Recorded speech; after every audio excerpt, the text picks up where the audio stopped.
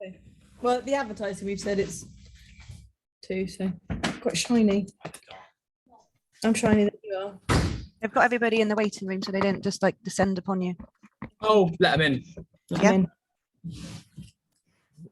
in. It's Callie. That's fine. Doing anything. Right. You want to transfer hosting, Callie? I'm happy Yeah, I'm to. just Cool. doing it now. All that jazz. Hi, Lorna. Hello, all right. Hiya. Oh, we've got people. This is Lots of brilliant. people, marvellous. We'll give everyone like a minute or so. Oh, and there's a waiting room I can look at. That's exciting. Oh, let them all in. Mark, did you want to make James a co-host at all? No, actually, I think, I don't want to jinx it. I think James can probably jump off and I've got it because I've got all the stuff open that Why I would need. you say that? Well, we'll be here if you need us. All right then, guys, thank you. Bye. Okay, we will literally give everyone about 20 seconds to join before we start off. Can everyone hear us nice and clear? Yeah. Fab. Okay. Right, can I multitask? There's a chat bar. Yep, okay. Right, we're staring blankly slightly off camera because we've got a camera right in front of us. Oh, welcome. We're back with Registered Managers Network. And we're in Lucy's the chair person. now. It's very 'cause, exciting. she's the actual chair now, and I get to be Debbie McGee and do all the glamorous work. It's the Debbie McGee to my Paul Daniels. Hi, everybody. Do feel free to turn on your cameras if you want to. It's nice to see faces. I can see a few of you there. We've got quite a packed show today, actually, quite a few things going on. Charlie Foster is going to join us a little bit later on to talk about physical activity guidelines, which is more interesting than it sounds. We've also got Jill Croskill talking to us about the Workforce Development Fund. We've got quite a lot to talk about that, which will be fab. We've got a little DCHC update as well, and we promised to be reasonably nice to them, guys, but we've got DCC and DHSC here to help talk about COVID and COVID guidance as well. So yeah, I'll keep an eye on the chat bar. If you want to ask questions via the chat bar, please do. I'll keep an eye on hands going up to interrupt whoever's going on. And yeah, well, I'm just going to do a really quick DCHC update. Or can he manage this through the power of Zoom? Yes, he can. Okay, and share. Okay, I need to go to the start presentation version of this. You do. That one. Yeah. It's so much more pressure when you're doing it in person. Isn't it? I can actually see the sweat now. Rather than... Okay, can everyone see this? Yep. Yeah. Lovely, thank you. Okay, so DCHC, COVID's kind of taken everyone out the loop of doing normal life, really. Obviously, the board was re-elected in March, and we've had our strategy day, and we've been trying to think of... Oh. Right, hang on a minute. I'm going to go through my muting powers. And we've kind of come up with providers our list of post-COVID priorities. Now, obviously, COVID hasn't gone away, but there are other things that are going to start coming through for us to look at and think about. The Lucia Mark 1 show. Thank you very much, Lorna. Now I've clicked on the wrong part of the screen. Okay, so the priorities that we've identified to help support with over the coming year are safeguarding adults with regards to guidance and process. There was a task and finish group set up with Sarah McAreth and previously Fiona Davis that kind of stalled and stuttered a little bit for lots of different reasons, but as a care home association, we're going to pick that back up and try and get that moving forward. Most people are probably aware of the Transfers of Care project going on, which is around hospital discharges from acutes to care homes and improvements for those. We've got the Fair Cost of Care exercise, which is currently ongoing. We've got the offer and provision of training in the county to providers, which we've got a bit more on today. We've got what's known as the EHCH project, which is enhanced health in care homes, engagement and relationships with our partners, sustainability, finance, and sharing best practice.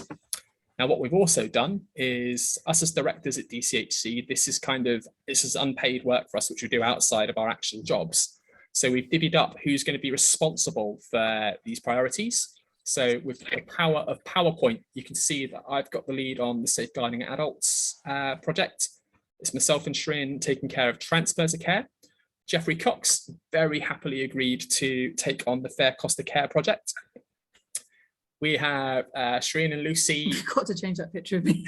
Hey, this is the photo from the website. It's awful. Do you know, I was really kind. I clipped George Coxon's because there's a picture of a Zimmer walking frame frame next to him. right in front of him. And so we've got the training provision to providers with Shrin and Lucy. And then the HCH project is Shrin and George. Robin and Lucy are going to pick up on engagement and relationships. And what we mean by that is how we interact with partners like DCC, the ICS now as it is in the ICB, and externals. Got some people in the waiting room. Oh, Sorry. we've got people in the waiting room. Hang on a second. Have you done that? No, I haven't. Oh, Hit them all. Thanks. ironically, Lucy's in the waiting I'm room. one of them because I thought it'd be useful to have a look. Okay. Sustainability, we got Louise and Lorna who's coming in to link on. And then Marcus is on finances, and then Margot and George on how we share best practice and kind of those, what we call fun guarding, or what George is going to call fun guarding. So that's our little DCHC update. The other piece of news we can give you is that we have had contact from Skills for Care to say we submitted a bid for the Workforce Development Fund, and it's going to be successful, and we're waiting to find out what funding is going to be allocated to us. What that essentially means is, as a care association, we can help support the training that's offered and provided to providers in Devon. And so once that final confirmation comes through, we're looking forward to being able to talk to you more about those things. It's all good, all good stuff, really. We haven't had any questions. Go on, I'll let you do that. Well, I was going to say, we'll hear more about WDF from Jill as well later on in the meeting, because it is quite an exciting project really to be involved in, and she can tell you a little bit more about what is currently available, and obviously we'll be working on that with Skills for Care. I think it's probably worth passing to David Rainbow and perhaps sort of with Dan as well, and Imogen, just to sort of talk a little bit about where we are at the moment. I don't know whether it's worth across the screen now, whether or not anyone can currently put their hand up if they're in any sort of outbreak, cluster or otherwise. I know of at least 3 across my smallish area in Mid Devon. I happen to know there were 42 as a close of play on Friday. Yeah. Dave's probably going to update that for me in a second. So we're having a bit of fun at the moment. Dave and the Quake team are being really helpful and very useful. Lorna, do you have a question, or are you hands up? No. Because you've got an outbreak? That's fine, no problems. David, tell us how things are at the moment as they stand with you guys. I think one of the things obviously is, I think there's a bit of an issue around kind of outbreaks and outbreak management, and the difference between kind of outbreaks and clusters that potentially is causing a little bit of tension around if you do have 2 positives and they're not connected to the service, it still is counted as a cluster. An outbreak testing has to start, and the impact that has on staffing, I can totally appreciate that's the case. At the moment, from a local perspective, we're following sort of Department of Health and Social Care guidance, and that's why we're kind of implementing and requesting that testing regime. And it does feel, and I can empathise, it does feel a bit of a disconnect from what's happening out in the community compared to what's happening within care homes, but potentially that disconnect. But we are seeing cases on the increase within Devon. And Amy, do you have a current picture of where we are sort of cases at the moment in Devon? Yeah, at the moment we are looking about 130 individual cases of staff, but about 49 outbreaks currently just across the sort of Devon area. Is that cluster and outbreak? That's just outbreaks. Just outbreak. So there's clusters on top. Oh no, sorry, actually no, that is both. I read the right number. Yeah, no, that is outbreaks and clusters. I think that's quite a significant increase. I sit on the DCHC group every week, and on Monday they were reporting Friday figures of, I think, of about 32 single cases and 42 outbreaks. So just to give, and I think the week before that, guys, it was about 17 services in outbreaks. So there's a big uptick going at the moment. And I don't know how you're finding Imogen and Dave, but the weekend before last we had Glastonbury, we had the Eagles concerts, we had Elton John, we had the Killers a couple of weekends before that. We've had an awful lot of fairly big events. There's all the universities are doing various graduations, lots of people milling around not wearing masks. I think we are going to see it increasing, aren't we, in the next few weeks? But I suppose what we've got to reflect on is that the burden that puts upon care homes and the staff to then implement testing that hasn't really been done in the last few months, really. Are you finding that you're hearing quite a lot of anger and frustration from providers?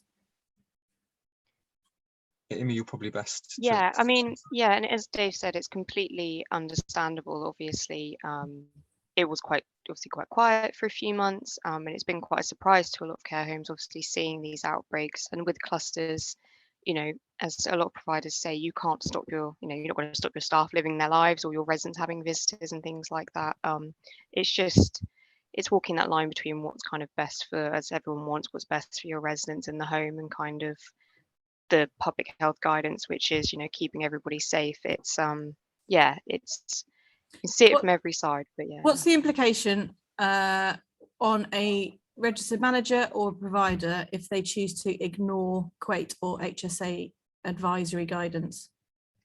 I think I kind of follow public health when this has been asked before, around if there was a coroner's investigation and a staff member or a resident had died as a result of a kind of a substantial outbreak. Say, for example, you had a cluster and the outbreak testing wasn't undertaken within the home, for example, and it could be to the home, and that's why that outbreak testing is undertaken. If there was a sort of a coroner's investigation, I suppose have evidence that they did everything that they could to prevent that outbreak and that spread within the care home.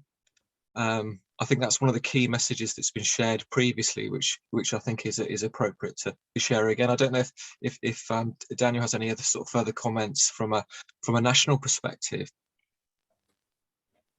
Hi, Dave.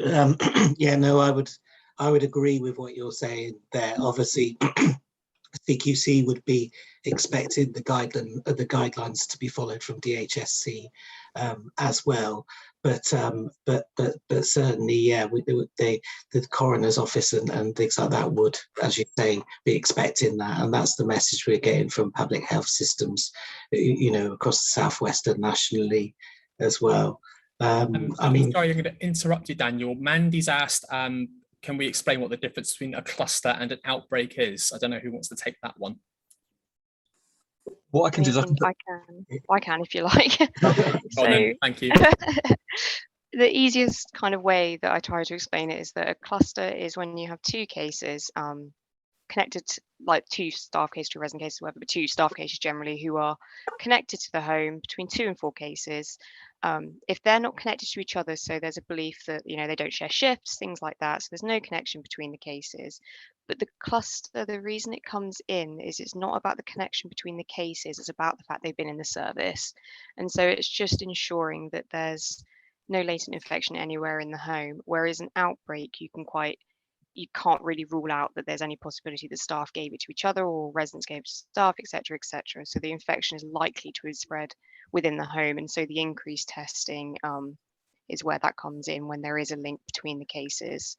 Whereas a cluster is slightly more nuanced. There's no link between the cases, but there is a link to the care home itself, which is still quite confusing. But Dave, you said you were going to talk about sharing.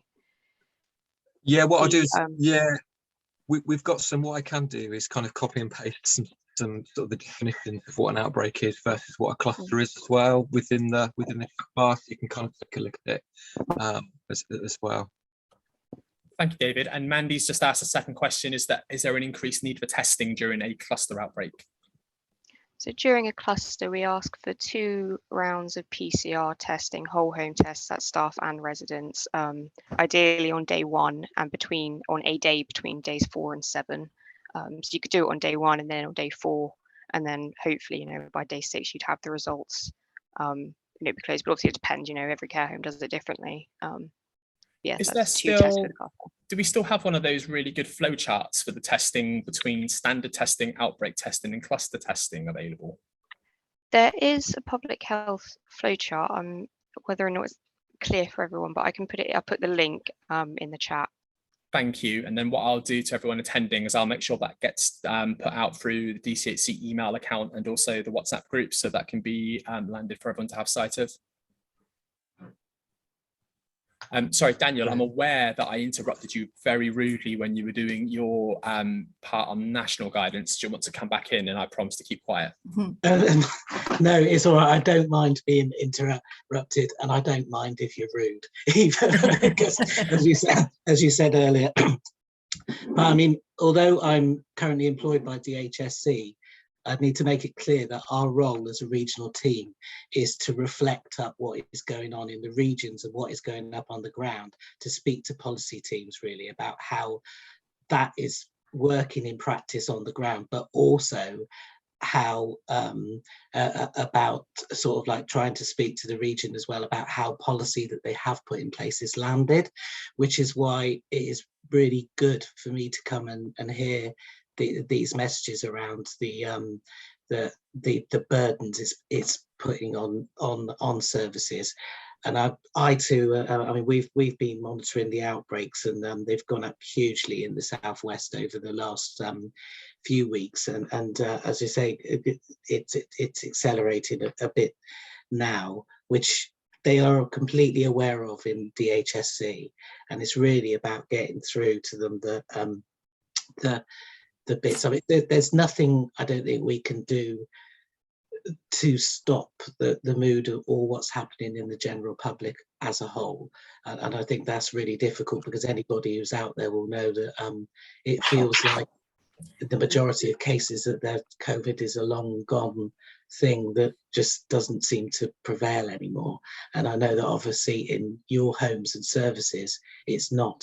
It's still a huge thing that's casting a shadow over the way that you work and costing you resources and everything really. And I mean, it's putting the sector under in a huge amount of strain, more so than really we've seen, a year ago, because we are already stretched from it's very hard to recruit and retain, as we've talked endlessly about. One question I've been asked several times by other providers, and I've also been asked by my staff, is where on earth is any news of the fourth booster gone for care workers? All the residents have got the latest vaccine. It's gone very, very quiet on the care workers. And what we're seeing is that we're seeing care workers reinfected within months of having a previous reinfection. David and I talked about this earlier in the week. You could essentially end up being off 3 or 4 times a year, off work for 10 to 14 days, losing wages. That's a huge impact, not just on that individual and their salary, but equally on the place where they work. Have you got any news on the fourth vaccine? Well, as you know, Lucy, the cohorts that are done for each vaccine booster update are decided by I've forgotten completely what they're called now, the medical people, and they decide who goes in this, and care workers were not in that group at this stage. It's looking very likely that they will be in for what will be the autumn booster, but again, not all the details of everybody who's come out has been confirmed around that. But I would be surprised if they were not included in that cohort for. And I would urge you really to push back for us, really, on behalf, to say we that can, but we honestly can't. That advice is given to government on an independent means, and it's very hard to argue with what they are suggesting. I mean, obviously. The current information on outbreaks that we presented on Monday is that homes experiencing an outbreak are experiencing around 30% drop in staff capacity at the time, either because of positive tests or isolation or pending test results. And so that's a significantly higher number than in even any of the previous waves. And so that's that information we just wanted to go back up. Shreen, I can see you've got your hand up. Do you want to jump in? I just want to know, in that regard, to what extent local representations can be made.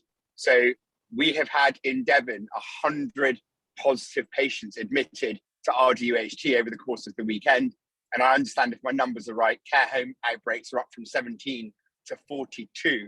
And as Lucy and Mark have said, that there is a significant impact on our sector of this circulating. We have serious concerns from data from Devon this morning that as COVID is now significantly re-entering the health and social care sphere and community, in the absence of a vaccine or some action before autumn, we're simply left at risk over a significant period of months. What can we do practically to change that position? I think, Shirin, it is really, really difficult at the moment. And obviously we're flagging about the increases in COVID, and that's going up. I mean, the figures that we got at the regional operations group for the Southwest on the weekend from the Deputy Director of Public Health across England were actually beginning to show a levelling out of cases in the Southwest around that. But I think our sector is obviously one that tends to pick up on it last. It tends to get hit towards the end of it and then see an increase. And I think that's what we really are seeing. Okay, well, if I could just maybe tangentially say that the impact is staffing. It'd be really helpful if you were able to reflect back that the Home Office delays currently on visa applications and the continued assistance of the government to levy charges for health and social care workers is not helping either. So Okay. aside from COVID, but the staffing impact overall, both with recruitment retention and the difficulties of overseas recruitment, it feels like no COVID vaccine, no staffing assistance, no uplift in regulations, no proper fair cost of care being paid. That it's almost like, how are we supposed to provide the service that these people deserve with all of these challenges and very little assistance? Yeah, no, I mean, I take on board all your points, Shirin, and I will pass them all on. And the Home Office delays in the applications is one that I'll take forward as well and pass that on to them, because that's the first I've heard in that bit. So it's right. So there are license applications were taking a week. They're now taking 16 weeks.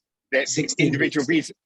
Individual visa applications, were taking 3 or 4 weeks. They're now taking up to 12 weeks or longer. Dependent applications have been outside. So for those people that are in the country that have dependents that could come quickly and that they've got accommodation for, so they're easy, they are now taking up to 3 or 4 months. And we're being cited that the Ukraine backlog is a reason. But it's just the overall picture I think the department really needs to take away is that it's becoming untenable to run safe, let alone outstanding services, or outstanding services less than safe, with the current challenges we're facing. And I, as a provider, can't see what assistance my government is giving me, despite everything that we have done for this government during this pandemic. Yeah, okay. It's heard loud and clear, Shirin. Thanks for putting the point across. Thank you.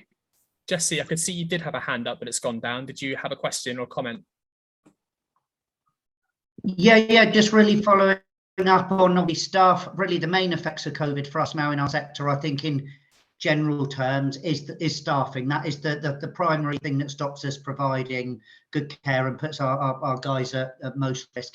Is there any talk in our sector of reintroducing COVID sick pay for our sector, seeing as our workers have to be off work when other people don't? I've had interviews where people have asked, what happens if I get COVID? And I turn around and go, you get statutory sick pay. And they go, okay, thank you very much. And I never hear from them again. Yeah. I can't say on this call whether there will or there won't be, but can I just say that there's really big discussions talking about this, because people absolutely understand the need around that. But obviously I can't state at this time that anything is forthcoming at the moment, but that doesn't mean it isn't. Hard for me to, I haven't got the power to tell you, but I can tell you that there's a lot of discussions and pressure on that area, because we're absolutely, about the workforce issues are just, as they say, they're dire at the moment in some parts of social care.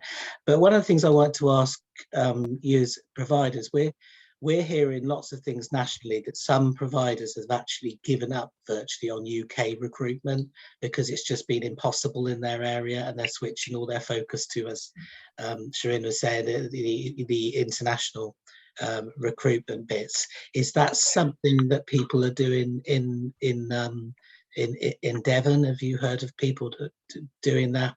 Guys, do you mind if I take that one first line? Yeah, you can. That's so fine. at Evolve, we set up a recruitment team when we were kindly assisted by our Devon system, where in the counter offer of maintaining system flow. So I increased our HR recruitment department. That has spun off to create recruitment by AP, which across our Devon, Somerset and South Wales patch alone has over 100 providers that have signed up to our license pathway through Aston Brooks, and that was doing it for ethical purposes. We've worked with the International Recruitment Hub at Devon, and we've interviewed 150, or that team's interviewed 150 nurses in Dubai to bring them over. You try and get qualified, competent, experienced staff, especially of nursing grade today from British recruitment. It is exceedingly difficult. You bring in overseas staff, and recruitment by AP has placed over 800 workers so far. Now I have alone within Evolve 92, I think it is today. The problem with that is that we're not being backed up by workforce training schemes and regimes through our local system to make sure that the quality of service that we can continue to provide is what our people deserve. In fact, we just hit a wall. Luckily, DCHC have now been awarded to be the Workforce Development Fund agent in Devon. But take that one example, Cornwall have taken our money, and we've not had for years, and we've not had the right allocation in Devon. So if I can make one plea of the department, yes, absolutely, international recruitment is on the up, and it's clear we've got lots of people coming in. We can't do this unless the department help us with development, learning and development and education strategies and funding to get these new individuals upskilled so we get the outcome that we deserve for our patients. Yeah. Okay, thanks, Shrin. Touching back onto the guidance and the COVID outbreak, is there still any reason why we should be doing outbreak testing in care homes? What's the rationale behind care homes going into outbreak when no other setting has to go into outbreak? What is that rationale, given that actually most of our residents are better vaccinated than we are at this point? So what is the rationale, and can you see that continuing? It's a difficult one. I mean, you say that no other settings can go into outbreak. I mean, at the moment across the southwest, we've got 49 COVID outbreaks in healthcare settings across there. Obviously, it's more, you can't shut a whole of a hospital down, but doesn't mean you can shut certain parts and things like that, which are happening. I mean, a care home is an environment where by its very nature, it's a contained environment, and it deals with, on the whole, vulnerable people. So I do take your point, and this is reviewed by the scientists all the time. And actually, just to let you know, I mean, the asymptomatic testing was due to be temporarily dropped about 3 weeks ago, when it was suddenly decided that actually no, we shouldn't be dropping it now because COVID rates are back on the increase again.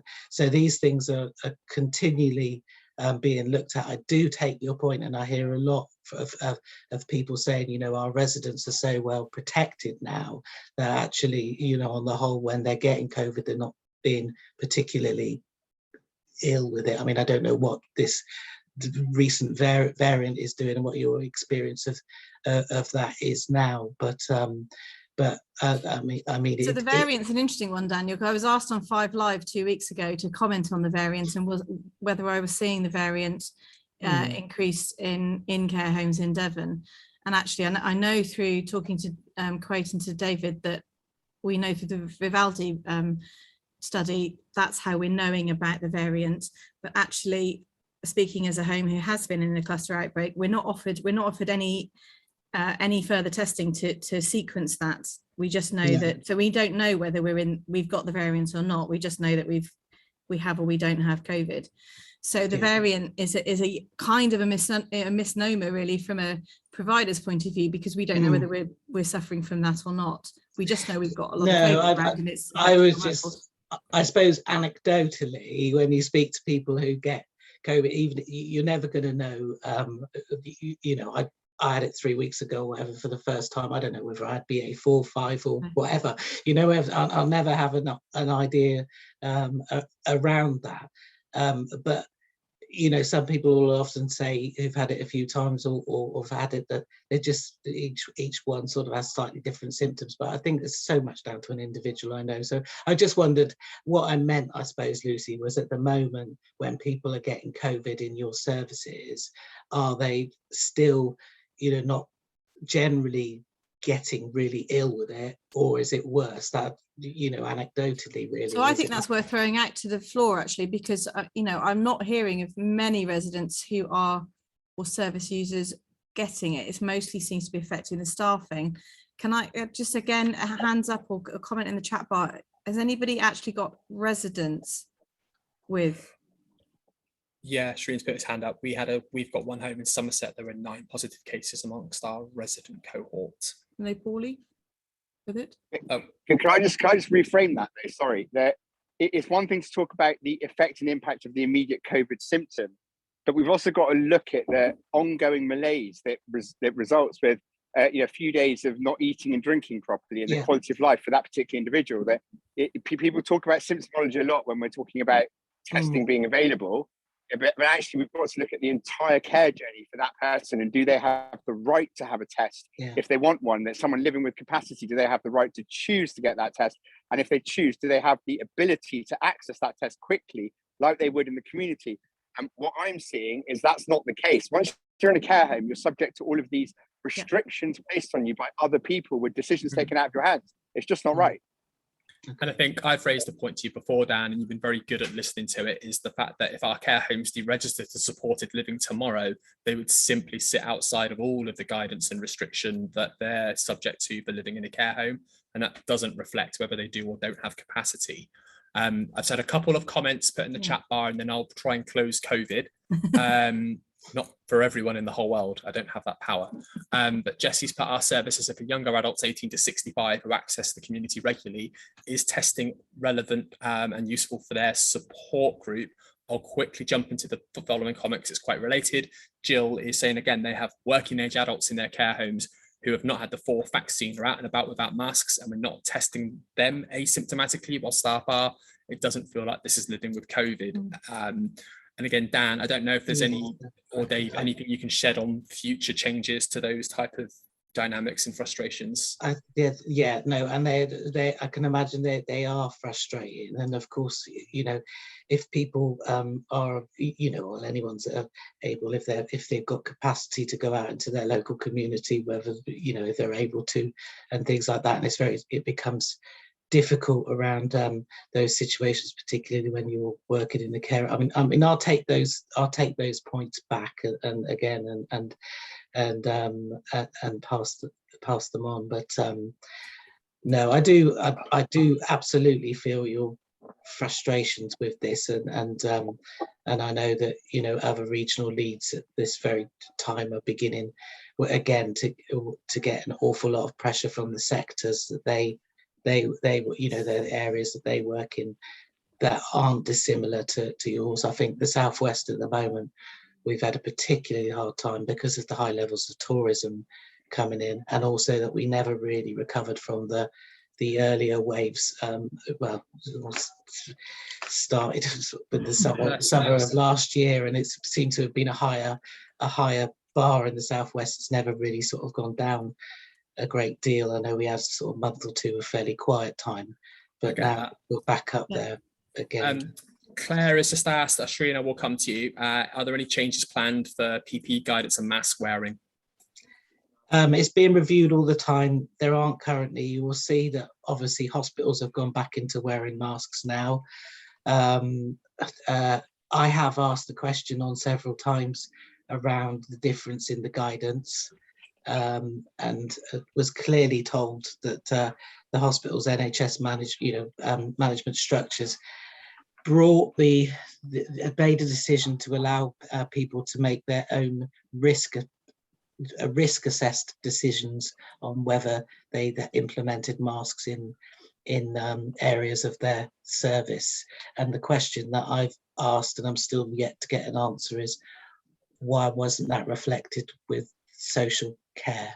And you, because I'll make one last point. One of the things that that I'm really trying to get across to Department of Health and Social Care, and some of us are, is that we've lived through 2.5 years now where you guys have had to read every word of guidance and make your decisions and run your services in line with those, and seem to have the opportunity to make decisions taken out of your hands in a sense because of that guidance. And I feel it's really important that we start to empower people, because registered managers and care home providers and people like that are the best people to work with local public health teams and UKHSA around what's best for their services. That may be different in one service to the other, but we do need to move back to a position where you people have got are empowered to make choices without the worry of coroners or CQC or whoever. And truthfully, I think, Daniel, what we are hearing from providers is that, yes, we've gone through 2.5 years of this, but actually the last 6 to 7 months have been probably the worst. They've been hard, and it's not just about the impact of losing residents. We're now well into our 3rd year. Yeah. And we're not just tired, we're beyond that. And I think that's something to go back to again, because Shrian. Last point on COVID, and then I'm going to move us on because Lucy's doing a terrible job of chairing. But I just have 2 quick points. That one, that Dan, when feeding this back, could you please make sure that we are enforcing the position around the opportunity costs of the way in which we're currently managing this? That when we are trying to do developmental work as the Care Provider Association, we're hearing from members that we just don't have time. We can't release staff because we haven't got backfill to do any training. We can't come to forums to talk about how to develop sector provision and work together and collaborate because everyone's too busy messing around with guidance that doesn't work. So it's not only just about the direct guidance, but the opportunity costs of having that poor guidance.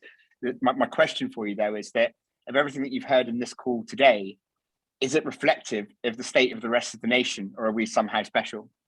No, you're not special at all, Shrin. No. Well, I don't mean that way, Shrin. You're very special. No. That's everything we need to know today, Dan. That is the clip. That is the one clip that comes out of this meeting. We all know that was a lie. I know it's being recorded, but it's fine. Let's just clarify that. No, you're not. No, Dave Rainbow disagrees with you, but anyway, go on. You can see it on his face. I think there are particular challenges for the Southwest that aren't always in for every other region in the sense of the tourism, but there are other places that have high levels of tourism. But every area in the country is having huge problems with care, particularly workforce and things like that are just as I said earlier, dire in some areas. So what I'm not seeing is the department sharing best practice or things that are working well. So if everyone is experiencing this challenge, it'd be really nice for the department to be sharing. Look, if you've got colleagues that are doing this type of call around the country, what have our colleagues in other parts of the country done that we may try that we may not have done here? Yeah. Okay. Yeah. Thanks. Lovely. Right. Daniel, David, Imogen, thank you. I know it wasn't necessarily going to be the easiest arise, but I think people have tried to be fair to you all. It's a pleasure. Thanks. Lorna Turner, are you lurking in the call somewhere? Have we got you? Oh, yeah, there you are. You're at the top there. Yes, I am lurking. We're giving Lorna a bit of time to talk about sustainability, following on from a separate call you've done last week, I believe. Is that right? Yes, that's fine. How much time have I got? It's flexible. You know what we're like. 5-10 minutes. I mean, Okay. All right. So, as you said earlier, so I'm taking lead on sustainability for DCHC along with Louise Arnold, who's on the board. This is something, environmental sustainability is something that I think is You know, it's sort of on the radar, but with everything else that care homes deal with, you know, with COVID coming back on stream and actually dealing with the fair cost of care and day-to-day operations, it's not the highest priority for a lot of people.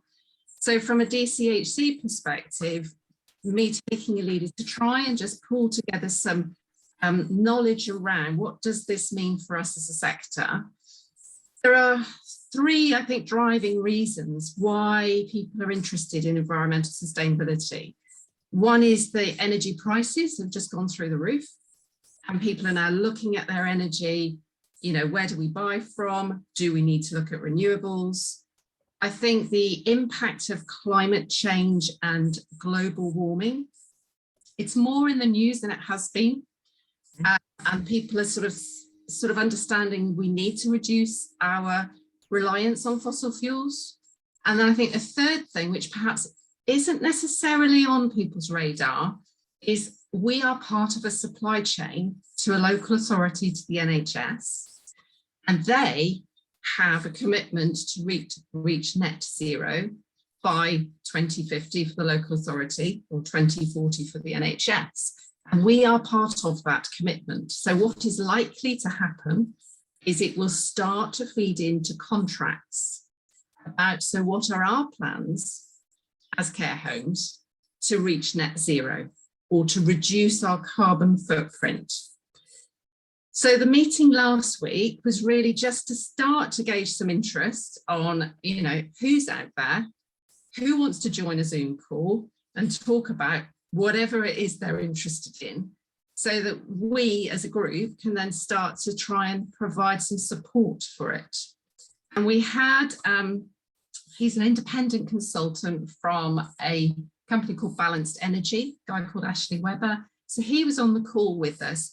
And I'll just give you a couple of examples. So he was talking about, for example, on energy procurement. You know, at the moment, you know, if you wanted to buy renewable energy, it used to be you would go to Ecotricity or you'd go to Good Energy. And he just said, no, they're not in the market anymore for customers. Actually, you need to be looking at EDF or you need to look at Scottish Energy. So he was just a very good source of information. We talked about lots of things about, so a couple of members are looking at solar. We need to pool together our knowledge of suppliers. We talked whether there's grants out there. We talked about things like pooling information around, for example, there's some very neat kits around hybrid boilers. You know, this is technical stuff that's kind of over my head. I just have a very strong personal interest in it. So I think there's something that we as DCHC can do, and it's really just gauging members' interests on how best to support, and whether what we can do is maybe produce a sort of step-by-step guide, which might be, for step one, let's look at what are you using in terms of energy, measure your carbon footprint. Step two, let's look at building management. You know, so you look at your heating, your lighting and your water.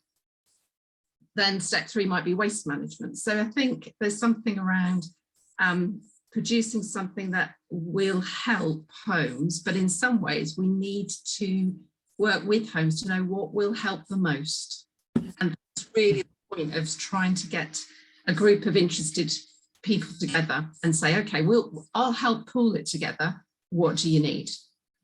So I think from if you weren't involved and you want to be involved, drop me a line. I'll put my email in the chat bar now. We're going to do another meeting in a couple of months' time, which will be a kind of, I can share with you the notes from the last meeting, and it will be a bit of a move on from then, but also to pick up what are your areas of interest. So if you are starting to think, oh gosh, I've got to look at this and I have no idea where to start, then hopefully there's going to be people on the call that will have already done it, and we can then just pull that information together for you. So if I don't know how long I spoke for, 5 minutes. There you go, it's perfect. Perfect, thank you. So let me I'll put my email address in the chat bar now. And if anybody's got any, quick questions. And you're normally quite active and responsive in the WhatsApp chat group as well. And so if people do that thing where they tag you, then it'll annoy her into replying as well. Yeah. Cool. Anyone got any questions or comments they want to make around sustainability while we've got Lorna there? It's a tricky one as well, isn't it? Because in the last 3 years, we've probably gone through more single-use anything just than we will have in the... Yeah, it's a massive issue around single-use PPE, and the NHS recognise that as well. So we're sort of tagging into groups that are linked to NHS, to the local ICS. I'm also on a group, if anybody's on Autumna. Autumna is primarily about private care homes. It's a marketing tool, marketing platform. They are looking at a green accreditation. So they are actually, so I'm in that forum as well. So what I'll do is be able to reflect back actually as to what they're saying are priorities. So we'll be in a good position. And also the, I don't know what this stands for, IHSCM. Anyway, so it's Health and Social Care Management body. They're doing some training work. So again, I've pitched Devon Care Home Collaborative to be the pilot. Okay. I've got to write it, but but apart from that, we could then pilot something that will go national. And I suppose like everything else, there's always that initial grant, typically an initial grant scheme to help lower the cost for people to test those things out. Yeah, and there's been a lack of grants, but I think we should see more coming through. Interesting if we could get some sort of funding to get some active travel into that, which would feed very nicely into some of Charlie Foster's work, our next guest. Thank you, Lorna, that's fab. Keep Lorna posted, because I think there's quite a big drive on this, and I think sometimes, as you've seen, Lorna, as well, haven't you, that we get distracted somewhat with other things like cluster outbreaks and, you know, sourcing PPE, but it's really important to play the long game as well, because you're absolutely right, is going to come into contracting, if nothing else. Well, we know from Devon's point of view, we tend to pay historically higher prices on fuel and energy because we have to transport it down to this part of the world as well. Yeah, totally. Fab. Any questions for Lorna before we relieve her of her microphone duties? That's how I'm going to just click mute on her now, actually, just because it's just... Thank you, Lorna. Well done. So we've talked about activity before on these various meetings. Now, one of the people who was going to come to be our guest is a lady who wrote this book. I'll show it further up here, Lucy Pollock, the book about getting older. I've already told Professor Foster to put this on the pre-reading course for the masters that I did a couple of years ago, because I think it's fantastic. There's a lot of really interesting stuff about evidence-based research about growing older and healthy aging, and how to do it in a way that is going to keep you a little bit happy and a little bit more mobile for a little bit longer. So I'm going to introduce Charlie, so Charlie and I have worked together on various little things over the last year. I was privileged to have him as my dissertation supervisor 2 years ago when I did a master's at University of Bristol. Charlie, tell us a little bit about yourself, because you've got quite a wealth of experience and interest, haven't you? And it'd be good for everyone to hear a little bit about that. Well, four-line précis though, Charlie, four-line précis. Thanks very much, Lucy. And anyone who can survive supervising Lucy is clearly able to cope with most things thrown at them. I'm educated in Devon at St Luke's College as a PE teacher back in the day, because we didn't have sports science then. I went to work in the commercial fitness sector for a long time, got a bit disillusioned with that, discovered the NHS, worked in the NHS for 20 years, and then realized there was something called academia, where people answered blindly obvious questions with research proposals. Entered into academia, was 20 years at Oxford, and then moved to Bristol a couple of years ago, where my paths crossed with Lucy. And during that time, and has really enjoyed the conversation you had, asking difficult questions of policymakers. Previously, I've now found myself advising the chief medical officers on related exercise and physical activity issues, and was quite heavily involved with the COVID half an hour, which everyone got back in the day. Remember those, half an hour to go out and do whatever we wanted. So I have worked with policymakers, sometimes successfully, sometimes not. So I do share your frustrations occasionally. But Lucy's invited me to talk about older adults and physical activity. So with the thing with older adults physical activity guidelines, the guidelines are there, and Charlie is the sort of the chair of the expert panel pulling all of that together, and just to kind of slightly summarize, really, and we'll go into your PowerPoint I think in a minute, Charlie, but there are guidelines to sort of help guide us into how we should be moving all the way through from naught to death, essentially. And obviously you can imagine my ears pricked up when I heard about the older adult physical activity guidelines, because they start at 65, but actually we're looking at keeping people moving sort of into 95 and beyond, really, aren't we, for some of us? So I found it absolutely fascinating looking at the research evidence base of that, but equally why every little bit of activity makes a difference, particularly when you're sort of 40 plus, and it goes from everything from, you know, lifting heavy shopping through to, you know, weights if you can. Charlie, shall I hand over to you to do your marvelous first slide, because I always think this is a good one. Let me just, I haven't done online presentation for a while. That's a bit scary, isn't it? So I just want to kick off with a very obvious question that will be burning in everyone's heads. A reason I'm asking this question is because actually we have recommendations that are probably more detailed for our pets than for our people.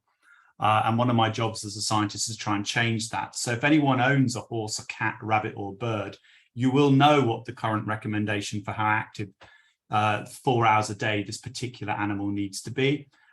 Lucy, can you remember what the answer is? I think it was rabbits. You're correct. Well done.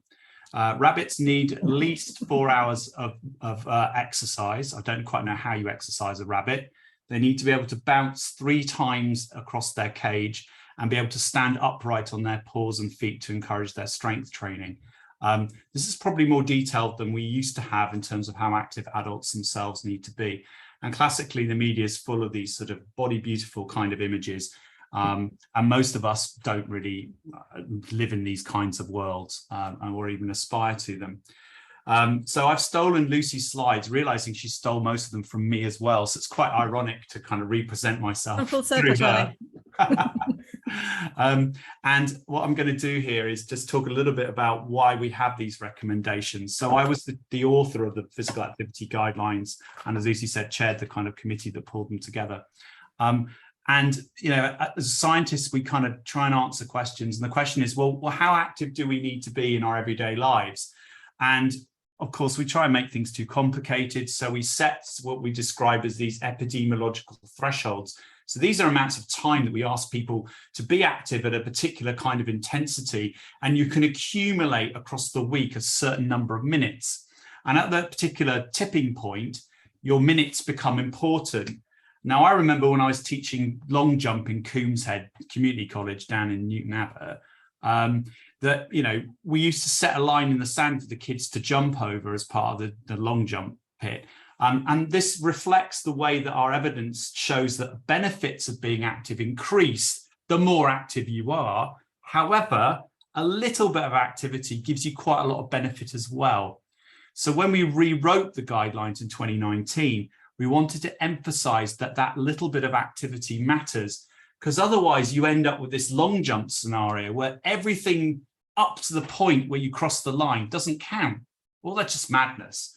And for those of you who, you know, who are in the care sector, you're the experts on what helps, you know, your homes run smoothly, helps people be active, helps people be happy. And my job is just to give you the rationale today about why that really matters, and particularly why strength and balance matters too. So don't see these things as lines in the sand for your staff and your people in the homes to achieve. Everything you can do up to that point will help. The more you can get people to move, it will help at any age and any stage of frailty as well. So exercise is kind of, as we imagine, is a kind of structured activity. We plan to go and do it. So you go off to your gym and you do your body pump cardio, high intensity, whatever it is, session, and you come back again. But whereas physical activity is really kind of the things we do day to day, and probably much more relevant for the folk in your homes too. We have different intensities, and they matter, You have this idea of moderate intensity activity and vigorous intensity activity. Vigorous is walking up the stairs in the tube in London rather than taking the escalator. That burning sensation top of your legs when you reach halfway up or 3/4 of the way up, that's turning you into making your heart work very hard in terms of vigorous activity. Whereas moderate is kind of strolling along, having a chat with somebody, but walking at a reasonable pace there. Most activities for older adults almost instantly are moderate level activity, depending on how frail they are, how detrained they are. Here we got Sally Davis to write a nice thing about why physical activity really matters. And we do go across the whole kind of life course. We go from under 5s right through to 65, 85 plus. We include postpartum, so after pregnancy, during pregnancy, and we've recently released guidelines for adults and children with disabilities as well. We're very pleased and proud about those because we produce those with the actual children as well, and they're very much better than our kind of slightly boring scientific ones. So that's very important learning for us about how we message to the public. So we have all these different areas, and of course, lots of good intentions from policymakers. Of course, we'll promote them, but we're still waiting for our marketing budget. So that's one of the things I still have to push on. I think COVID got slightly in the way of Chris Whitty's attention span. I meet with the CMOs twice a year, and I get an opportunity to talk about relevant things. And most of the time it's been about COVID and recovery of COVID and what's exercise's role here. So here's a whole bunch of activities on the screen. And which ones of those do you think the CMOs not particularly keen to recommend? Though I have one of them I might take slight issue with. Think about intensity for older adults, what might be appropriate for them to do. Okay, and you probably spotted the two strange ones, rowing and juggling, which I quite like juggling. I think it's good. And if you can get people standing up and coordinating themselves, that's quite good fun. You can juggle with very thin gossamer kinds of bits of cloth and silk, or you can juggle with balloons. There's a whole bunch of stuff that you can use, but it's really good activity. So look, why do we want to do this? Basically, all activity you do at any age will improve your health. But when you're younger, it's all about kind of setting you up for the future. So it's about improving your bone density, making your heart and lungs a bit stronger, building muscle, and also sort of improving your cognition as well. The reason we recommend that, the babies who can't move lie on their tummies for half an hour's tummy time is because the muscles in the back of their neck will be working, and that improves their neurological development. So, right from the start, all activity really can help.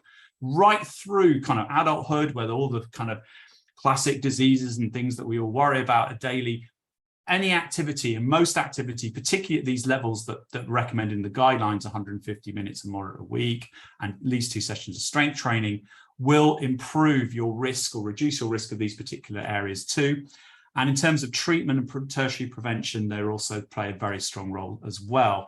We currently have a study going on giving e-bikes to breast cancer and prostate cancer patients. And we're just seeing them just re-engage with being active as a way of improving their strength. But really, it's just about their mental health, making them feel like they can do something for themselves. Early indications are they really love them. So we'll get to see how. Charlie, there's probably also implications for us as employers in keeping our workforce healthy as well. It's not, I suppose, sort of thinking about this now, looking at adults and older adults, our duty of care to our residents is sort of similar in some respects, isn't it, to our duty of care as employers to keeping our staff moving. Absolutely, thank you, Lucy. And I would only expect you to chip in. There is you do, and your staff are your greatest asset. Things that will make them healthy and happier have to be a good thing. And you've had such incredibly difficult and challenging times. Things like gardening, things like getting people outside, etc., will increase that range of options about what they can do. And if you think of physical activity a bit like a buffet, you can pick and mix what you do to be active. You don't have to stick to one particular diet of only pasta, of only doing aerobics sessions. All the activities you do in your daily life count and matter. And of course, there may be some other things that are very specific that you enjoy doing. But active travel is a really interesting one because, of course, it tends to be very habitual. So if you can travel by walking to and from work or cycling or e-biking, etc., Those things are really helpful. But can you, for example, give a time for time policy as an employer? So if you do half an hour's exercise at lunchtime, I'll pay you for the other half an hour. Yeah, it's interesting. I used to get that in the NHS in Northampton. I worked at the General there. We have a time for time policy. So big employers can do this because they see that they're giving something to employees and it's very valued, and actually people really quite like it. And in a competitive work market, you need a bit of an edge on the people up the road because you want to employ you. You want to get there, get people to come and work with you. So look, what are we talking about when we have the physical activity guidelines? We have these things called infographics, and you probably sort of see quarter of one on the wall beside me. What it is, it's basically a visual picture of the guidelines for professional groups and bodies, not necessarily for the public. However, we have seen these being used straight to the public as well. And what you'll notice is that we've changed the emphasis rather than the aerobic, the kind of heart, lungs, getting sweaty and out of breath kind of activity. We're really emphasizing that strength matters, because if you can't sit to stand from a chair, you need help standing up. If you lose that quadriceps strength and that arm strength to push yourself out of a chair, that means that you're always going to need care, much more care and attention and support. And of course, the more active you are in your years running up to becoming older, the more you'll be able to maintain your ability to be independent. And that's really important. So we've got some ingredients there. We've got some reasons why it's important to do it. But really the important thing is some is good, more is better. You know, you're never too young or too old to start taking a little bit more activity, doing things you like doing. I don't want it to be purgatory and horrible. And then every minute you achieve and add on to really helps. With the older kind of guidelines, of course, there are very specific outcomes that we definitely think are more important. And probably the one that you'll all know about is that's just good fun, and people kind of come together and smile. It brings energy and changes the room. Chance for interaction. My mom is 85, goes to a walking meeting. I think they're now called the Crawlers group she's in. And she walks for 10 minutes and then makes tea for everybody. She adores it. She wouldn't miss it at all. But that's what she does, and she gets the buzz from the social. The walking kind of is the bit she has kind of feel she has to do, but she does it, and that's really important. We've got the kind of managing disease symptoms, reducing loneliness because you're getting people together, etc. And I've seen some really interesting work by a Golf and Society who are looking to open golf clubs up for adults who are in care settings, but also adults with dementia and cognitive impairment, to give their carers a couple of hours off while volunteers take those particular people and put them on a golf course, take to a driving range or to go to a putting range and just play a little bit, play some fun games. And it's been really, really successful. So something to watch out for. It's not down in the southwest, it's mostly up north at the moment because it's been led out of Sheffield. But I think it could be a really interesting way forward, and also a really good way to actually integrate golf clubs into the local community. And finally, of course, strength is really important for lots of the other things there. Why? Well, here's a nice kind of academic diagram. You want to be on the green line. You don't want to be on the black line, because the black line means you're weaker, frailer, and more likely to reach your terminal decline at a younger age. And we want to maintain people above that disability threshold. So all the activities that you can do in your early years, and you can survive all those we describe in the boxes as life events that might stop you being active, the better you will be later. And that's the higher the quality of life that you will have. For those who are frailer, we did a little bit more of a deep dive led by Professor Dawn Skelton up in Glasgow. And we looked at the kind of suitability of some of these other, some of the activities in that kind of grey box there, and who they're more suitable for, because not everything's right for everybody. And this is the data from trials here. And you see golf appears, we've got the yoga, Pilates, Tai Chi. Really, the main thing is most of these things are fine for people as long as they've got good supervision and you've got some support and help there. It doesn't have to be technical or highly specialized support and help. You just have to follow your common sense and make sure that's okay. So some of you will bring people into your care homes to run these sorts of sessions there. Interesting enough, in Bristol, at some of the big care homes here, they have reminiscent cycles. So people go for a bike ride in this giant big box, like a giant sofa on the front of a bicycle, and they take them back to areas where they were brought up as kids, or go up and down some of the scenic bits of Bristol on an e-bike and have a reminisce and talk about the stories of their childhood with a friend. So you get two of them side by side and they're off out cycling. It's hilarious. It's really good fun. I think there's a thing for me, Charlie, about understanding that irrespective of what stage of their journey they're at, those exercise opportunities exist. So we look after a lot of people who are, going through their cognitive or dementia journey, and they may, have periods where they're physically quite able, but they experience moments of altered reality. And so if their altered reality is, I'm back being my farmer now, is that actually we get them outside and let them just pull up weeds or pull up flowers, and it's like, we'll replant them tomorrow if we need to, but actually it's a physical, it's really good physical occupation as well as emotional validation as well. Fantastic. I mean, this is why I don't need to tell you what to do, because you guys are the experts. I mean, I can't tell you what to do because I don't have the expertise you do, but you are able to apply this information and take this rationale and run with it. Well, I love it. That's a brilliant story. I love that. That's fantastic. I can show you hundreds of them. We had a gentleman the other day who wanted to kill weeds and we had no weed killer. So we just let him use one of the giant jugs of alcohol dispenser. He was going around the patio for about 2 hours, taking real pride in his mind, killing all the weeds. And I'm under no illusion, alcohol gel will kill weeds. Absolutely. So look, you've got lots of other types of activities there. Some have more suitability for making you stronger or improving your bone health or improving your balance there. Interesting, the walking one's slightly controversial, and we get a bit of pushback on that from people who promote walking. If you're able to walk, you kind of have a ceiling already. You're likely to be able to keep yourself walking. Really, as soon as walking stops, it's much harder for you to maintain muscle strength and start to do other things. You lose your mobility that way. But again, you'll know all those things as well. How do you get people to do this? I mean, so this is what Lucy wanted to talk about. There's systems approaches, which is kind of the upstream stuff that we're trying to get OHID and DCHC to think about. How do we actually invest in, environments and communities and transport systems and stop, not shutting the post office, because that's the one place people were able to go to and walk to and have a chat with their friends and neighbours. But how do we keep these things open? Kind of in an individualistic kind of approach. There's lots of very clever models that you can consider, things like a combi model. But really, I think the most important thing is to upskill your staff to talk and listen with people and encourage them to try lots of different ways of moving. I think that for me, that's a really important challenge that we've got to try and do. Upskill staff in terms of the way they chat and talk with people, asking questions and listening and developing relationships so they'll trust them and try new things out. There's lots of, this is Lucy's dissertation, it wasn't too bad. I will stop embarrassing her and say actually it was very good, and we used it in a CMO report because she has lots of opinions, and on this occasion she was right. And you can see here we have lots of different kinds of constructed things around the physical activity guidelines.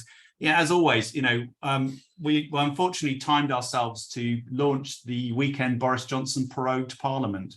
Remember him? Hopefully not in the next 48 hours. Who knows? Let's crack on.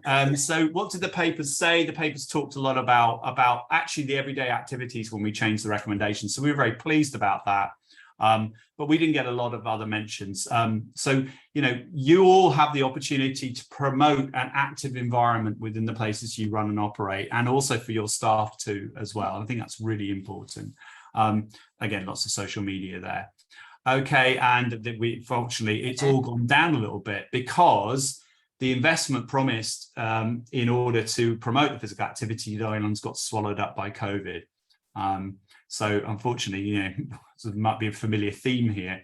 We're still waiting for the kind of policy engagement and investment that's been promised to do this, because actually we're not alone. The WHO have identified that this is a really, really important area, and how we message and talk about physical activities, Lucy's work showed very clearly, is really, really important. So takeaway, look, some is good, more is better. Get people active, get them moving, get them doing fun things, get them doing reminiscence things. Get them moving from knitting to sewing to just anything that engages them creatively or actively is important. And if you can change their posture and position, even better. Strength really does matter. So maintaining that basic function to sit, move, reach, eat, and maintain yourself independently is really, really important. And I think that's really worth investing in as well when it comes to your staff. Lots of good information about frailer, older adults. Reducing their sedentary, not moving time is really important. And just little bits and pieces here and there is really good. So encouraging people to move and rest, but resting actively too. You can stand and rest and chat and pull up the weeds, or point out the birds in the sky, or whatever's going to work there. We have lots and lots of information that's there and available. You've got a very good point of contact through Lucy to find out more if you wish. I hope I've managed to persuade you that actually encouraging people to move more is so important. It's for all of us at all ages, us as parents, grandparents, etc. We all have a responsibility to do it, and it will make you hopefully feel a lot better than you did before you didn't move. So that's the most important thing. So we don't have to be like this, but we can be a bit more like these sorts of everyday things here as well. And there's a bit of weed killing there too. That's really good. Cooking, standing, seated chair exercises, all the things that you guys are really good at implementing. Keep doing them, please. Please keep doing them. That's enough from me. Thank you very much for listening, and I really appreciate your time today. Thank you. Charlie, that was amazing. Thank you so much. I found it really enjoyable and really informative, actually. I liked his plug for the PhD at the end there. He's still trying to recruit, even at the end of that. I love it. Charlie, it'd be good maybe another time to kind of talk about the disabled adults guidelines, wouldn't it? Because I haven't really looked at those enormously with you, but maybe if put me in the direction. Happily talk about those. And also we are dealing with people who are disabled as well, aren't we, really? So I can imagine even that might be a standalone pop-up for people with working age adults with physical disabilities and learning disabilities as well, actually. So you can see why Charlie is quite an inspiring person to talk to and work with, can't you? Because he does make you feel quite good about moving, even if we're all sitting down here at the moment. And also I must say thank you to you, because I sprung this on you yesterday morning and you were very obliging, so thank you very much. Has anyone got any questions for Charlie? I'll pop. I think if anybody has any questions for him, post this. Come get hold of me. I'll put my email address in there, and we can. If I have my 5 minutes of Chris Whitich, or will do in September, what message could I ask on your behalves in the sector you work on to improve more physical activity resources support? A great question. To allow activities to be funded as part of social care packages, because it's currently removed from most of them. And also for working age adults where traditionally that funding has existed, it now typically forms part of their remaining independence budgets that they get through their benefits, rather than funded through a package of care. That would be my thing, Charlie. Thank you. That sounds amazing. I might come back to you to get the specifics on that, but that's a really, really nice point. If you don't know the answer, ask the experts. I spent my whole career doing that. No, I'll happily pass that on. I can see Julia clapping. So yeah, that one's for you, Julia. Okay, thank you very much, Charlie. Thanks so much, Charlie. That's no great. problem at all. Take care, everybody, and keep fighting the good fight for us all. We'll win it one day, I promise. Yeah, absolutely. Thank you so much. Cheers. That's brilliant. Jill has very kindly waited on for a little bit, because we're going to talk to you about the Workforce Development Fund, aren't we, Jill? And you've done a fantastic slideshow. Jill, do you want to share it yourself, or do you want me to do it on your behalf? You can share it. I'll just say move it on. I mean, hopefully it won't be death by PowerPoint. I've actually got COVID myself, so I am very sore throated and yes, coughing and stuff. So just on the COVID theme, yes, it is very, very rife indeed. It's no fun, is it? How are you feeling? A bit under the weather, really. Yeah, just kind of like really, blowing my nose and sore throat and cough. But so if I sound a bit strange, that's probably why. Well, let's rattle through the WDS. Let's rattle through. What more do you need now than to talk about training and workforce development funding? I know. How can I follow that last presentation? It's so inspiring. And it made me feel like a bit of a sort of no good slob, quite frankly. Right. Okay. So yeah, I'm Jill Crosskell, and I work for Skills for Care as a locality manager. I cover Devon, Cornwall and the Isles of Scilly, and but my background is essentially social work. I'm still a registered social worker, and I've worked in adult care and childcare. In fact, my last job was in child protection with child sexual exploitation and prevent. That's basically about the radicalisation of young people. So hence, I had to have a break in Skills for Care. Anyway, so let's have a chat about the Workforce Development Fund. Can I first say congratulations that you've got the letter, haven't you, saying that you're successful in your application for the Workforce Development Grant? We have. It's amazing. We've been supported by, I think, yourselves and Devon quite strongly for that. So that's really good. Yeah, I think it's a brilliant move. I think there's real potential in Devon, to be quite honest, to kind of increase adult social care workforce data set and access to the funding. So okay, so I'm going to give you just a brief overview. So if you want to move the slide on, please, Mark. Hello. Hang on, there's suddenly I'm having a split screen issue, Jill. Hang on, okay. I'll try and get you.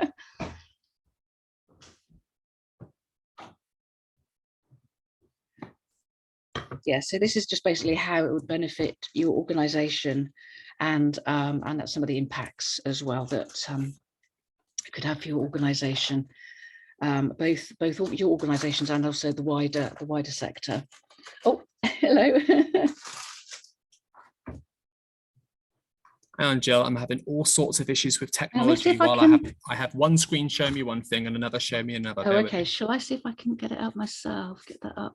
Let me just have a quick look. Oh, here we go. Oh, I will be sending out this presentation anyway. You can send it out with the notes as well. So any links will be on the presentation. So please don't take notes, or not that you possibly are, but we could share it as well on the WhatsApp group, which would be helpful, won't it? Yeah. I can't share it because that's right. I think we're going to reshare. I think it's working. Okay. Sorry. Okay. Right. Brilliant. Okay. So we can move on to the next screen, please. No. I want to say we can. There we go. There we go. Yay. Okay. So it just really, this is just a bit of context, really, wider context, and about the value of that and value of and access, really, that learning and development funding actually provides. So this is basically from Skills for Care data. Okay, so next one, please. So what is the Workforce Development Fund? So basically, this is just a financial contribution towards the cost of workers completing a range of social qualifications. So this is funding from the Department of Health and Social Care, and it's actually disseminated by Skills for Care, excuse me, and then it's normally administered by a care partnership, like indeed yourselves, as you will become. Okay, she's great because you've been awarded grant funding. Currently, this is CASC, who are situated in Cornwall, but it'd be great to have a local provider doing this.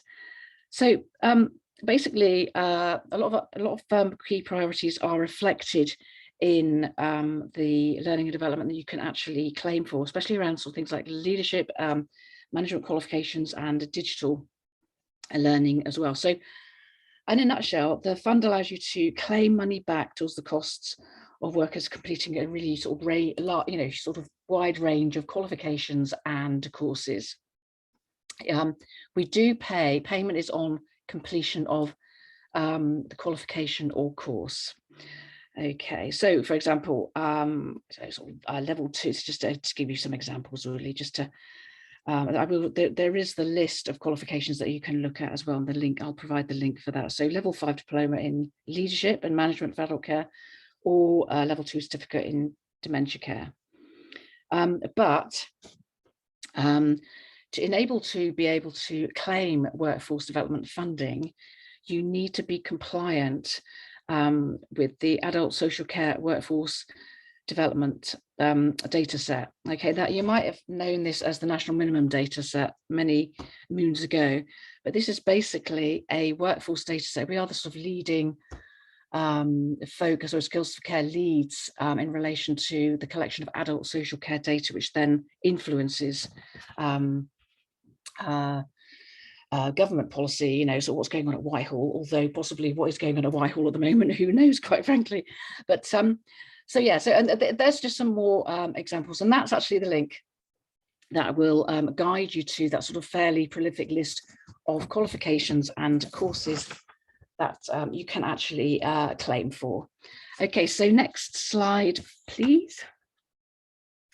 Okay, so I thought this might be useful because obviously all managers, and again, just some of the sort of management opportunities and leadership programs that are currently being delivered by Skills for Care endorsed providers. However, I shouldn't be saying that, but you don't need to be an endorsed provider. Okay, so next slide, please. Okay, so as I've just referenced, and as Lucy and Mark have just agreed, that the grant award letters have now been sent out and now received, and the Devon Care Home Collaborative will be then administrating that fund.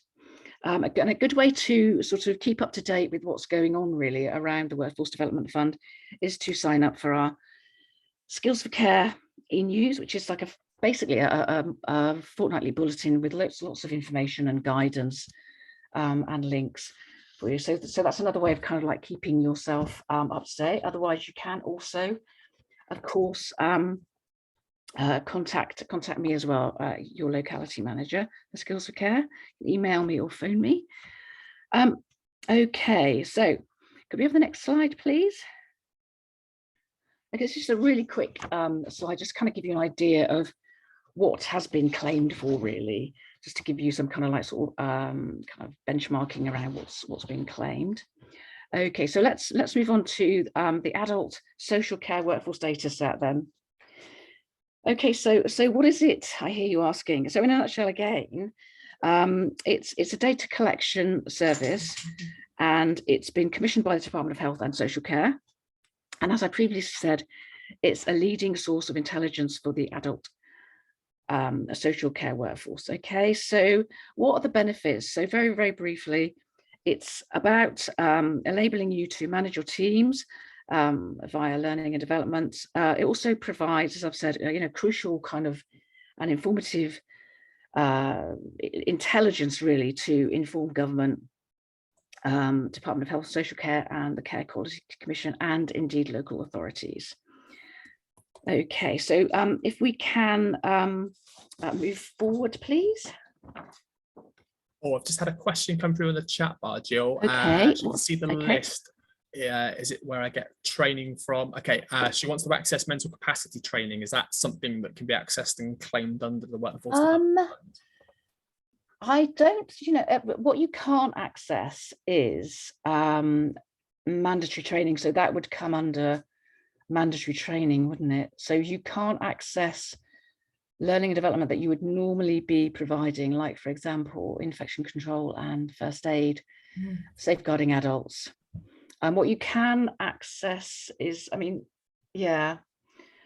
might, you will probably have to look at the list because the list is huge, but anything that's sort of deemed to be mandatory, which I'm presuming that Mental Capacity Act training is part of a mandatory training program in most organizations. Is that right?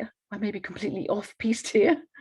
No, you're right. Yeah, I think it was the slide around what levels were being shown in claim for. Okay. And I think I'm just explaining in the chat bar that was the actual care diplomas you're referencing. Yeah, those are the diplomas. Yeah. So, but other courses, like, for example, I think for example, sort of vocational courses like mental health first aid and dementia courses. That they're end of life. They're all on there and can be claimed for as well. So you have got it's a massive list. So please use the link to have a look. Mandy, should we bring you in? And if you raise your hand, it might be worth you asking your question directly to Jill. Yeah, I can see the list, and I wanted to do the mental capacity level 3, which is funded for the WDF. Okay. But I can't find anyone supply me with the training. The same with all. I'm really struggling to find suppliers. Okay. It gives you a whole long list, which then you have to troll through them, and it takes hours. So you sort of just end up giving up, really. Yeah. Right. Okay. So I can well, what I can do is see if there are any of the national. I'll ask our sort of learning and development if there are any sort of national providers of that particular qualification to save you, like I say, to save you sort of trolling through our sort of fairly massive website, to be quite honest. But I mean, the other thing we can do as well is do a separate breakout at some point, can't we, Jill, on this, so that we have more specific questions we can that I mean, might be quite useful. Yeah, no, that's absolutely fine. It's absolutely fine. But yeah, no, I mean, I think it's, you know, all these kind of sort of queries and questions need to be sort of fed up to the Workforce Development Fund and the Learning and Development team, because, you know, they need to know what's going on at the grassroots level, really.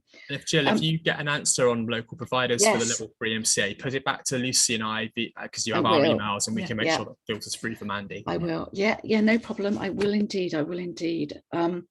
Okay, so a lot of people are sort of put off by completing the adult social care workforce data set, but we have, in the last couple of years, we've kind of refined it and sort of simplified it, so you know, it's as accessible as possible. It's kind of like really divided into two parts, really. The first one is, for example, a workplace record, and that's all the kind of information that you normally have, like, for example, you know, information about your workplace, you know, who you're supporting, your service capacity, number of staff, starters, leavers, vacancies, reasons for leaving, a destination after leaving. And then the second part is around your staff record. Okay, so it's all about gender, date of birth, nationality, other job roles, start date, how they were recruited, employment status, sickness, qualifications, etc., etc. So it's pretty straightforward, and I know that the Devon Care Collaborative have said that they will be having a specific admin to enable the database completion to sort of help out with that. Is that right? Still, yeah. Right. So you've got, and we've also got a support team as well. So you know, you haven't got any excuse, folks. You know, you've got like robust support in situ. Okay, so really briefly now. What are the benefits really to your business? I mean, I guess it's that kind of, you know, well, okay, we'll do this, but what's in it for me? So you can gain access to funding for training for your staff. And the system also sort of provides a training matrix where you can sort of have free staff storage of staff records and manage your training records. And also with this, you can also, there are extra benefits around sort of benchmarking with other providers nationally and locally. So you know, that I think that's really helpful as well. So we've got, you know, I'm just going to briefly go through these because I know time's getting on. So you go to the next slide. If you look at all right, yeah, okay, so this, I'm just going to talk about, yeah, this is just the training record matrix, really, and this is just really about the information that you can either use your this matrix, or I don't know, I mean, you're a big provider, you might have your own CPD sort of mechanism, to be quite honest, but these are some of the functions that we have on that particular function as well. Okay, and that is again part of the Ask data set as well, which you can have free access to once you're compliant. You only need to fill the data set out once a year. I think you need to be compliant, sort of fill it out every April or something. So it's not a huge task. Okay, next slide, please. Okay, so yeah, this is just a sort of sample slide, really, in relation to some of the sort of functions that enable you to manage your staff's learning and development records. Okay, so you can see who's expiring, what records are missing. But again, you are quite, I mean, this is great sometimes for the smaller and medium-sized providers, but with a big organization like you, I'm not sure if you've got your own access to your own sort of CPD system. Okay, so next slide, please. Again, this is what I was just sort of referencing about how to compare settings. If you are looking to sort of benchmark, I mean, this is just Waverley Grange. Obviously, it's just a kind of a sample demo, but you can compare things like pay, staff sickness, qualifications and turnover, and sometimes it's quite handy to be able to do that, to get a sort of sense of the whole sector really, and understand what's going on in other areas and also regionally too. Okay, next slide please.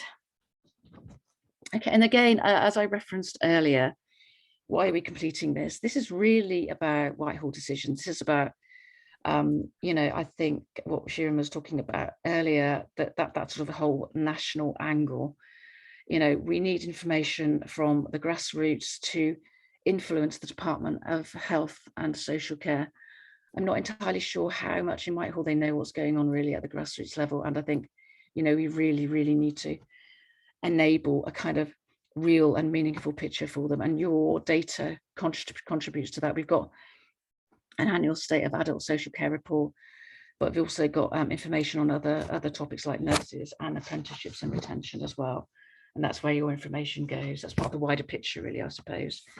Okay, next slide, please. Okay, so yeah, let's get started today, folks. Yeah, so this is information about how you actually create your account, and this is our support team as well. So there's no reason, especially with the Devon Care Collaborative success, there's no reason why not to, you know, not only for your own organisation, but for the greater good as well. So like I say, those are just support. And that's me. If you get stuck at all or you need any help as well, I'm also, as Lucy and Mark would say, sort of lurking about in North Devon, acting suspiciously. So that's it, folks. That's it in a kind of really quick run through. Thank you, Jill. Jill, has anyone got any questions for Jill while we've got her? We'll try to go easy on her because obviously you sound, oh, Jill, thank you so much. We could tell you were pulling yourself through that. Will, I've also shared it onto the WhatsApp group, and any other queries that we get, Jill, we'll point them in your direction if that's okay. Yeah, and I hope you get the money through soon. Yes, exactly. Once we get once we see the colour of the money, I'm sure we'll get some things rolled out. So we're looking forward to that. So thank you. That's fab. Yeah, no, that's brilliant. Thank you so much. Get well soon. Thank you. Thank you everyone for joining. It's been a long meeting, isn't it? I'm sorry, but this one is generally scheduled to go till 3:30, so we've only gone over by a minute so far. And I hope it's been a good mixed bag of bits and pieces for you all. I think really the COVID stuff and, you know, being able to kind of actively raise queries both to Dave and the Quote team, but also to Dan at DCHC is really important. And to be fair to Daniel Lloyd, you know, he really does listen. We're you know, we have his email address. We're happy to keep pushing back to him. And I think sometimes his hands are tied themselves, but at least we can carry on pushing. There's a lot of activity in Westminster today, so it'll be interesting to see what this week looks like and how it kind of unfurls. Don't forget, if you've got any queries about anything, give us a shout on the WhatsApp group. We'll put the info@devoncarehomes.org email address in the chat bar. We will be chopping this recording up into a few little pocket-sized bits and pieces, just in case people want to listen back. And we'll be sending out a bulletin at the end of the week, just basically summarising some of the bits and pieces that we talked about, just so that you know, if people haven't managed to hop on or last the full 90 minutes, because that is a little bit of a marathon, then at least there's a resource there in your inboxes as well. So cool. Thank you so much. We'll also drop the slides that have been shown today into the WhatsApp as well as PDFs, so people can have a look at them. Thank you for your thank you comments. They're really appreciated.